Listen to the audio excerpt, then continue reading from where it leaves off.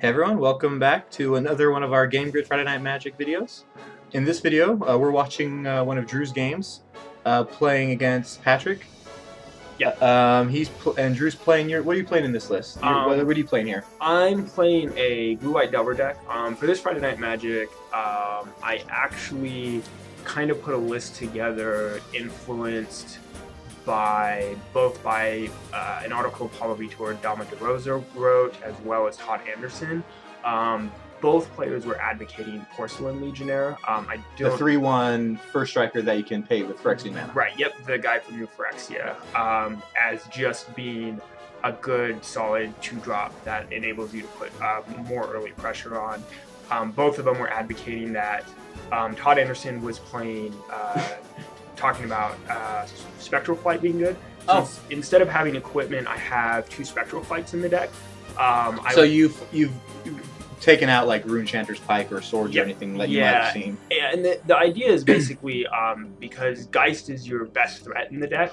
And it's funny because it's called a Delver deck, and everyone thinks that Delver is, if you kill Delver, you're going to beat the Delver deck. But in reality, most of the Delver decks, if they stick a Geist and they're able to get 1 or 2 hits in with Geist, you're probably going to end up losing the game.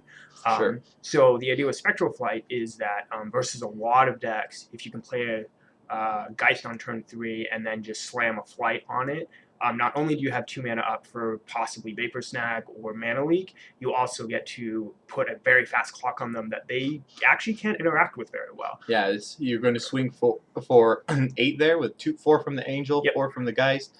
They're both flying at that point. Yep. Most creatures can't block it in this format. Even the creatures that can't profitably block it. Even a Flip Delver of Secrets is not going to be able to trade with your Geist with a Spectral Flight. It's good versus any decks packing like Slagstorm or Whip Flare because they can't kill your Geist once you have a Spectral Flight on it. So it was something I was trying out, wanted to see how it worked. I think I won 1 game pretty much off that play, just turn 3 Geist, turn 4 Spectral Flight, 8U, all right, you're dead. So I don't think that comes up in this game. I had 2 Restoration Angels as well. Okay, that's the 3/4 flash. Yeah, that bounces and puts it back in play. Yeah, it blinks a guy. I haven't had a chance to fully play with it. Maybe it's a little too cutesy, So sure. But that's what I'm playing. Yeah, Patrick's playing like a blue-red list. He's got like Stormkirk Nobles and Delver of Secrets, and I'm not sure what else. I know he had some mana issues because of his Desolate Lighthouses. Oh, yeah. And one of the problems you'll see is that if you're playing a color like blue-red versus like blue-white, blue-white has access to 8 dual lands and blue-red only has access to 4. And that actually can be a pretty big problem with being able to cast your spells the turns you need to. And that's a problem I saw we talked about in the other video. On my list, I tried to switch to red-white humans, and until they printed Cavern, I only had access to 1 red-white dual land, which made mana a really big problem because you can't really play the fetch lands because it slows you down. You're playing an aggro list. So you can definitely see where these other color combinations are going to cause trouble if you don't have access to enough mana fixing. And I don't know, maybe he has Evolving Wilds, but I didn't see any. He probably should be playing some. His deck, it's got 1-drops and stuff, but he's probably okay, on turn 2 or turn 3 playing in Evolving Wilds and, missing out on the land for that turn. So, but yeah, we'll see here. I have couple interesting decisions to make. I guess not super interesting, but I'll go over those and kind of explain what's going through my head. Okay, well, let's take a look. Okay, now I don't remember what game this is. Do you know if this is 1, 2, 3? I believe this is game 2. Okay. All right, so he plays a Delver here. If you notice, I actually spend a minute thinking about it here, and so I kind of give away that I have a mental misstep in my hand, but I also have a gut shot. So I think about it for a second, let it resolve, draw my card. Now, if you'll notice here, I always ponder before using the gut shot, and the reason is you want to maximize the information you have and minimize the information your opponent has. So I pick up the card, I flip my hand around a little bit. So he doesn't know if I drew the gut shot off the ponder.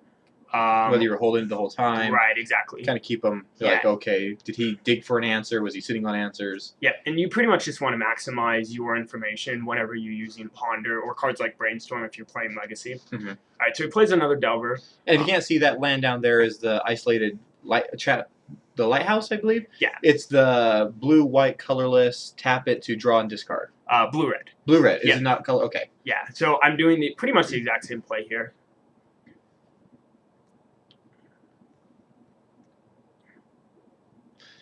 And I've play tested that land in on Cockatrice a couple times. It's an interesting mechanic, but a lot of the times it feels kind of slow, especially since he's playing his own kind of a aggro-y red blue Delver. Yeah, I think it probably really well suited for like a Grixis control deck, like a blue-red black control deck, or even if there's a straight blue-red control deck. So probably more of a slower shell. There's very few times where you can sacrifice that three lands to draw a single card and discard a card. Yeah, so I go ahead and gut shot his second Delver. I think I have a Delver of my own. Yeah.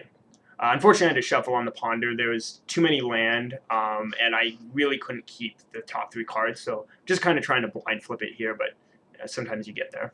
Yeah. I think most people who've ever played a Delver will tell that. You don't get a flip it that time. Looks like you got a Geist off it, though. Yep. So, I'm sure at the time he was pretty happy to not see that guy flip over. Yeah. You're always in a pretty miserable spot if Delver ever blind flips. So, so he's got a couple decisions to make here. He's already lost 2 of his Delvers to 2 of your gut shots. Yep. I'm not sure what's in his hand, but it looks like he has to pass. Nothing to do on turn 3. Still not flipping, but I did draw a land. So, now I wasn't sure if he was playing Slag Storms or Whip Flares, but I go ahead and run the Geist out here, and the reason is because you can't see it. Yeah, I mean, I figure he probably has a mana leak, but if he had like a Slag Storm or a Whip Flare in his hand, I had a Mutagenic Growth in hand, so Gotcha. I can protect it versus like a red Sweeper. Gotcha. He decided to run the mana leak out for it. Yep. Yeah, I mean, he definitely has to. Now, see, he plays a Ponder here, and I've had that misstep since turn 1. He's stuck on lands. He's a little mana, little mana tight, and so being able to counter his Ponder means he's, again, stuck on lands that he probably needs pretty badly. He's trying to, definitely try to get improve his hand here, and so not something he really wanted to see running out the mental misstep. Yeah, exactly. So you can see he's still kind of stuck here, deciding what he wants to do. So again, he's got another Lighthouse. So again, it's that playing a colorless land in a 2-color deck that you can't, don't have quite the good mana fixing that the 2-color decks in this format do. And I am not flipping my Delvers, but not a big deal. I go ahead and run them in. Those 1/1s will do their job. Yep. Sometimes Merfolk or the Pro Trident, not really good enough, actually. Yeah. But you're able to run out that second Geist, and it looks like this one's sticking around. Yep. So again, I have Mutagenic Growth in my hand, so even if he, drawing that second round, if he's got a Slag Storm in his hand, my Geist is going to live and end the game very quickly. So Mutagenic Growth is kind of a new addition. I haven't seen that in many lists. Matt Costa actually had it in his Delver list for Pro Tour Dark Ascension. Hey, look, I finally flipped my Delver. Yeah, so it's actually a card I've been really impressed with. It saves you. A lot of times it plays like a free counter spell, which is very good in this deck.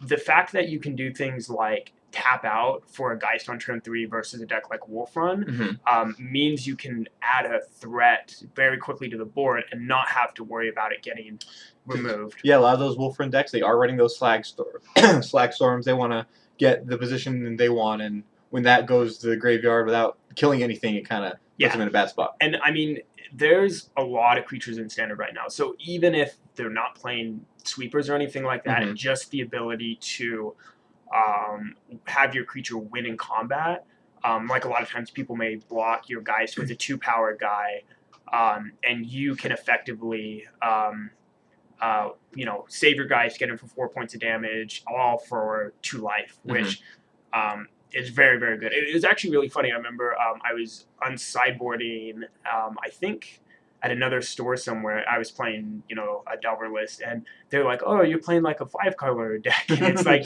no, these things don't cost effectively any mana, and they're when spells are free, they're very good. And I think that's a thing a lot of people have trouble. A lot of newer players don't think about it that way. You know, they want to stay at 20 life. Oh, I don't want to take damage. But when you get, you know, start thinking about cards like Mental Misstep or Mutagenic Growth, life is more of a resource that, you know, you decide when you want to spend it. Do creatures get through? Do you spend this resource? Do you spend it on Mutagenic Growth rather than, oh, I need to keep it as high as possible at all times? Yep. Yeah, and so yeah, and especially when you're playing, like, Statcaster is another very good card in this deck. I don't think I might not play any here. So what you're seeing here on those cute bunnies are actually spirit tokens. Here's another interesting. He, I believe, is at 9 here. So I'm counting damage because I can, pretty sure I can just kill him here. I have a Mana Leak in hand. So here, my Mutagenic Growth gets to act as a Flame Rift, pretty much. The old card from Nemesis that does 4 damage to each player. So when you're ahead on life, and, you know... And there's a second one. Yeah, I actually had 2. That's right, I think I had 2 in this deck. So there you go. You know, traded 4 life for 8 extra damage to finish it off. Well, it's basically 4 life for 4 damage, because +2/+2 for 2 life. Oh, that's right. 2. Sorry. Yeah. So sometimes Flame Rift, good enough. But and you can see the kind of spot he was in. You know, that you're looking at the board right now. He's sitting there with, was that 6 lands? He has nothing to do. You know, how countering that Ponder possibly did like irreparable damage to his hand. You know, he obviously has nothing to play. Doesn't have any responses. There's very little he can do at this point, even though he has his land all ready to go in a Delver, you know, blue-red deck that probably is fairly chock full of like instants to respond to this type of stuff. Yeah, he showed me at the end of the game. I don't remember exactly what was in his hand, but I know he had a Dissipate. So I think he just had a lot of double blue spells and he couldn't cast them. And yeah, as you can see there, looking with that single island and 3 melons, that Dissipate was kind of mocking him. I'm sure at the end they're going, oh. Yep. Oh. Yeah. So again, probably the more interesting choices, like I said, was saving the Mental Misstep.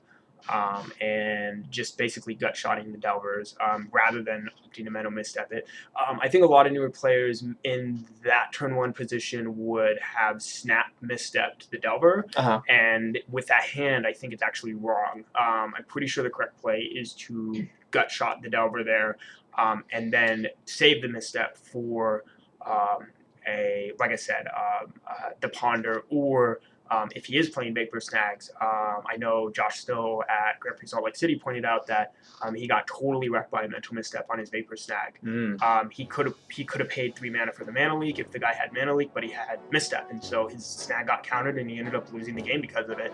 So yeah, I mean, don't just because you think you have Misstep and you should counter the 1-drop, it's not always right. So well, yeah, especially think about it. You're paying either way. Either if you're paying the life for Misstep or you're paying the life for Gut Shot, you're accomplishing the same goal.